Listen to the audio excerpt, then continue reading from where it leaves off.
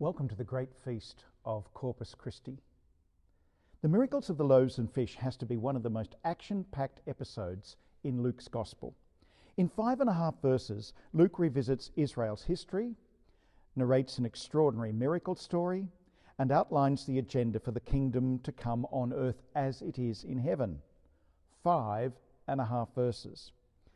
There are 6 elements in this extraordinary text which tells us about the new Israel. Firstly, we're told that the 12 came to Jesus. That's always shorthand for the 12 tribes of Israel, or the nation of Israel.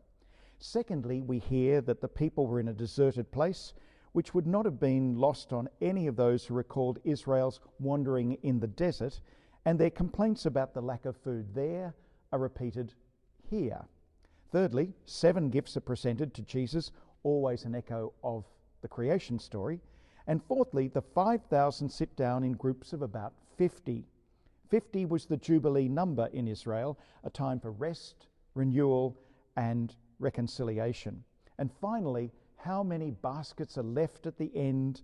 There are 12 baskets of broken pieces left over, another allusion to Israel and what it should become.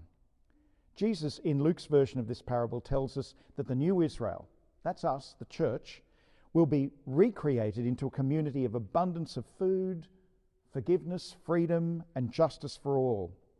But the sharing of this abundance comes at a cost. The pieces are broken and shared.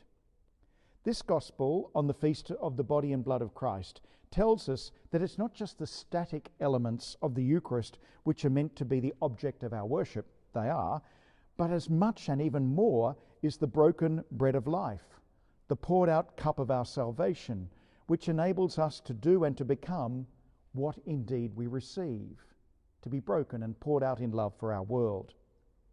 If we really honour the gifts of the Eucharist, we'll be tireless in being broken for the sake of the abundance of food, freedom, forgiveness, and justice for all.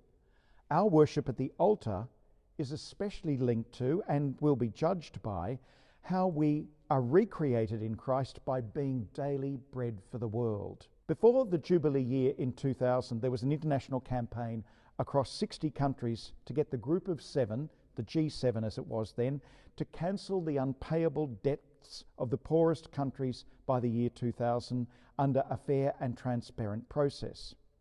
Over 24 million signatures were collected. Nearly every mainstream church in the world supported it. The Pope praised the initiative and said that it was at the heart of the gospel of Jesus Christ. But there were also many critics of that project, several within the church itself.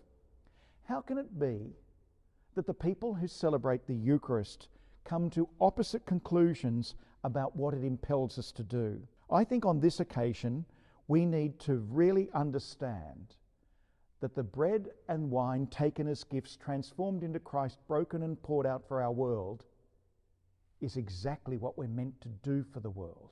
We didn't do what we promised to do in the year 2000.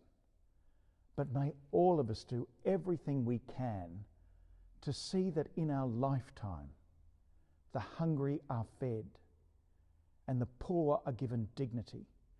We could do it. May the nourishment of the table of the Lord give us strength to get it done.